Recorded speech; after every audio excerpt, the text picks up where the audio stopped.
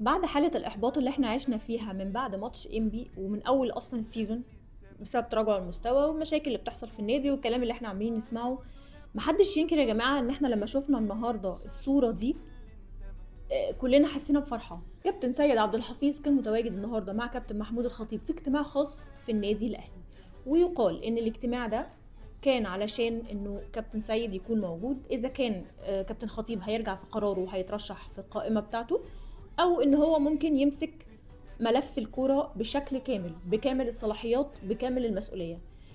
ايا كان بقى هيبقى موجود في القايمه، هيمسك ملف الكوره. كابتن سيد عبد الحفيظ ما ينفعش يبقى بره النادي نهائي، بالذات في الاحداث اللي بتحصل دلوقتي. للامانه عمرنا ما كنا بنسمع عن مشاكل مع اللعيبه او في اوضه اللبس، او كل اللي احنا كنا بنسمعه الايام اللي فاتت دي ايام وجود كابتن سيد عبد الحفيظ. مش تقليلا من حد والله، بس هو غير. نيجي بقى لماتش بكره، ماتش الاهلي وسيراميكا. دي رساله كده للعيبه الاهلي وللجهاز الفني، كل اللي رايحين بكره ماتش سيراميكا من الاخر. هتروح تموت نفسك في الملعب، تنزل تاكل النجيله اكل، تورينا ان انت بتلعب في كيان كبير، في نادي كبير اسمه النادي الاهلي، تلعب بروح الاهلي، تقدر التيشيرت اللي انت لابسه والشعار اللي على التيشيرت. هنحبك وهنشيلك فوق راسنا، وهنبدا معاك صفحه جديده. هتنزل تعمل نفس الهبل اللي كان بيحصل في الماتشات اللي فاتت، يبقى من دلوقتي خليك قاعد في بيتك يا حبيبي، من دلوقتي ما تروحش.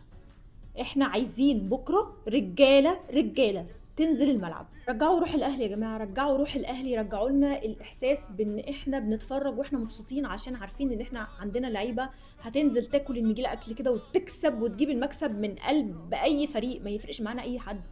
يا جماعه رجعوا الروح دي، رجعوا روح الاهلي، رجعوا شخصيه الاهلي. عيب عيب عيب ان يكون ده اداء النادي الاهلي، عيب. وانتوا عيب تكون انتوا دي لعيبه الاهلي.